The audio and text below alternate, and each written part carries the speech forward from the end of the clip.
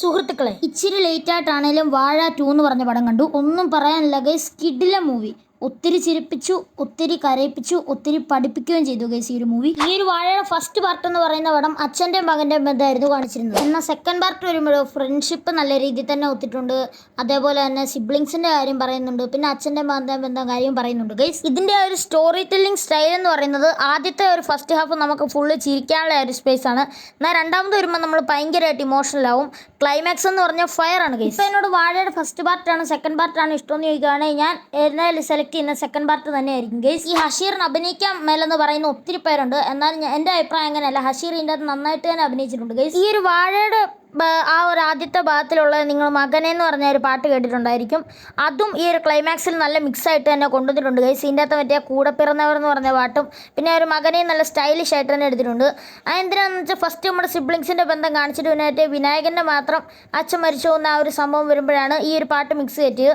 ആ ഒരു സംഭവം എനിക്ക് നന്നായിട്ട് ഇഷ്ടപ്പെട്ടു ഗൈസ്. പിന്നെ ഇതിൻ്റെ അകത്ത് സ്കൂൾ ബോയ്സിൻ്റെ ഡ്രഗ് യൂസേജ് ഒരു നല്ല കണ്ടന്റ് ആയിട്ട് വരുന്നുണ്ട് ഗൈസ്. ഫസ്റ്റ് പാർട്ടിലുള്ള കഥാപാത്രങ്ങൾ ഇതിൻ്റെ അകത്ത് ചെറിയ കട്ടുകളായിട്ട് കാണിക്കുന്നുണ്ട്. ആ പരിപാടി എനിക്ക് നന്നായിട്ട് ഇഷ്ടപ്പെട്ടു ഗൈസ്. പിന്നെ കുറച്ച് പേർ ഇൻട്രോ ഒക്കെ ഉണ്ട്. അതായത് ആദ്യം ഈ ഫ്രണ്ട്സ് തമ്മിൽ വഴക്കൊക്കെ പിടിക്കുമ്പോഴത്തേക്കും അവരുടെ കുറച്ച് പേർ ഇൻട്രോ ഒക്കെ ഉണ്ട്. അതൊക്കെ എനിക്ക് നന്നായിട്ട് തന്നെ ഇഷ്ടപ്പെട്ടിട്ടുണ്ട് ഗൈസ്. പിന്നെ ഫസ്റ്റ് പാർട്ടിൽ എനിക്ക് ഏറ്റവും ഇഷ്ടപ്പെട്ട ഒരു ഐറ്റം എന്നാന്ന് വെച്ചാൽ നമ്മുടെ തിയേറ്ററിൽ ഒരു ഐറ്റം ഉണ്ട് ഗൈസ്. അത് നിങ്ങൾ കണ്ടു തന്നെ ആയിരുന്നു. എൻ്റെ മോൻ ചിരിച്ച് ചാകും ഗൈസ്. പിന്നെ നമുക്ക് കസിൻസോ അതേപോലെ തന്നെ സിബ്ലിങ്സോ ഒക്കെ ഉള്ളവർക്ക് ഈ ഒരു പടം നന്നായിട്ട് കണക്ട് ചെയ്യാൻ സാധ്യതയുണ്ട്. അതായത് നമ്മളിങ്ങനെ തമാശക്കൊക്കെ വഴക്ക് പിടിക്കുമ്പോൾ പിന്നെ എത്രത്തോളം വലിയൊരു കാര്യത്തിലേക്കാണ് പോകുന്നത് ഈ ഒരു സിനിമയിലൂടെ തന്നെ നമുക്ക് കാണിച്ചു തരുന്നുണ്ട് ഗൈസ്. പിന്നെ നമ്മൾക്കറിയാം നമ്മളൊക്കെ ഒരു അനിയന്മാരോ അനിയത്തിമാരോ ഒക്കെ ഉള്ളപ്പോഴത്തേക്കും നമ്മൾ ചെറിയ തെറ്റൊക്കെ അങ്ങോട്ടും ഇങ്ങോട്ടും ചെയ്താണ്.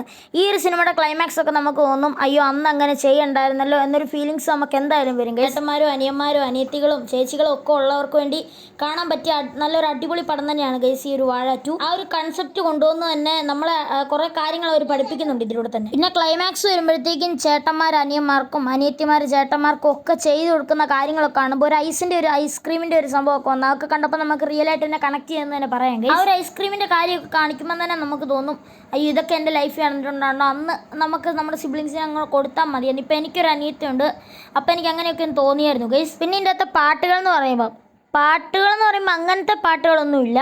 എന്നാലും ഇടയ്ക്കൊക്കെ ഒരു BGM പോലത്തെ പാട്ടുകളൊക്കെ വരുന്നുണ്ട്. അതൊക്കെ എനിക്ക് നന്നായിട്ട് ഇഷ്ടപ്പെട്ടു. അടി പിടിക്കുമ്പോഴത്തേക്കൊക്കെ വരുന്ന പാട്ടുകൾ ക്ലാസ് റൂമിലൊക്കെ വെച്ചിട്ട്. പിന്നെ ആദ്യം ഒരു വാനില ചെടി എന്ന് പറഞ്ഞൊരു പാട്ട് വന്നു. അതെനിക്ക് അത്ര കണ്ട് ഇഷ്ടപ്പെട്ടില്ല ഗൈസ്. കാരണം അങ്ങനത്തെ രീതിയിലുള്ള പാട്ടുകളൊന്നും എനിക്ക് അത്രയ്ക്ക് ഇഷ്ടമില്ല. പിന്നെ ക്ലൈമാക്സിൽ വന്ന ഒരു കൂടെ പിറന്നവർ എന്ന് പറഞ്ഞ പാട്ട് അതെനിക്ക് നന്നായിട്ട് ഇഷ്ടപ്പെട്ടു. ഞാൻ നിങ്ങളോട് ആദ്യം തന്നെ പറഞ്ഞില്ലായിരുന്നു ഒരു മിക്സ് ഉണ്ടെന്ന്. ആ മിക്സ് ഞാൻ നിങ്ങളിപ്പോൾ ഒന്ന് കേൾപ്പിച്ച് തരാം ഗൈസ്.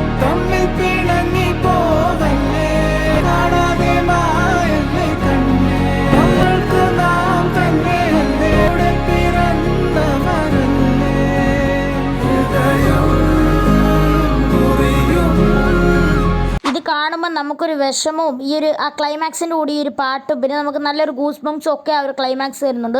അത് എഡിറ്റ് ചെയ്തിരിക്കുന്ന ഗുണങ്ങളാണ്, അല്ലെങ്കിൽ ഡയറക്ടറിൻ്റെ ആണെന്നൊന്നും അറിയാൻ പറ്റില്ല. അതിൽ ആ ഒരു സീൻ അടിപൊളിയാണ് ഗൈസ്. പിന്നെ നിങ്ങൾക്ക് വാഴ പാർട്ട് 1ൻ്റെ അകത്തെ പിള്ളേരെയൊക്കെ അറിയാലോ, അവന്മാരെയൊക്കെ ഇതിൻ്റെ തൊന്നൂടെ നല്ല രസമായിട്ട് അവതരിപ്പിച്ച് കൊണ്ടുവന്നിട്ടുണ്ട് കേട്ടോ ഗൈസ്. 2024 വാഴ ഇറങ്ങിയപ്പോഴാണെങ്കിൽ നമുക്ക് വലിയ പ്രഡിക്ഷൻ ഒന്നും ഇല്ലായിരുന്നു. എന്നാലും അവിടെ കുറേ പേര് ഇരുന്നവർക്ക് ആ ഒരു പോസ്റ്റ് ക്രെഡിറ്റ് സീൻ കണ്ടപ്പോഴത്തേക്കും വാഴ 2 വരുന്നുണ്ടെന്ന് അറിഞ്ഞപ്പോഴത്തേക്കും നല്ലൊരു സന്തോഷം തന്നെയായിരുന്നു ഗൈസ്. പക്ഷേ ഇപ്രാവശ്യം അങ്ങനെയല്ല.